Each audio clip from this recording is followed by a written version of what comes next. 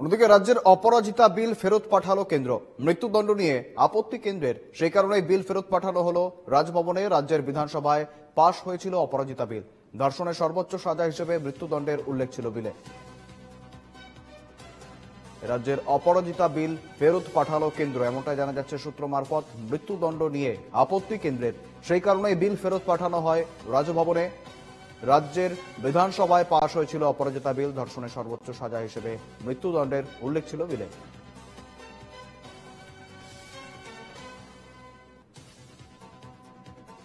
এ নিয়ে কুণাল ঘোষ কি বলছেন শুনব। মমতা বন্দ্যোপাধ্যায় মহিলাদের সুরক্ষায় যে নজিরবিহীন বিল পাস করেছিলেন এবং আমরা বলছিলাম অবিলম্বে রাষ্ট্রপতি সেটার সম্মতি দিন। এখন রাজভবন সূত্রে খবর হচ্ছে যে সেটি দিল্লি থেকে ফেরত এসছে। এটা যদি সত্য হয়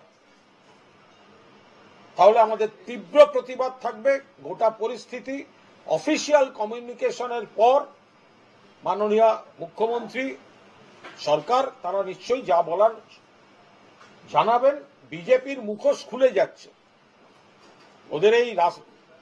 ওদের রাজ্যগুলোতে নারী নির্যাতন খুন ধর্ষণ হবে, আর এখানে হচ্ছে কন্যা সুরক্ষা, বড় বড় কথা। আর অপরাজিতা বিল ফেরত আসবে, এই নাটক দ্বিচারিতা বিজেপি বন্ধ করুক।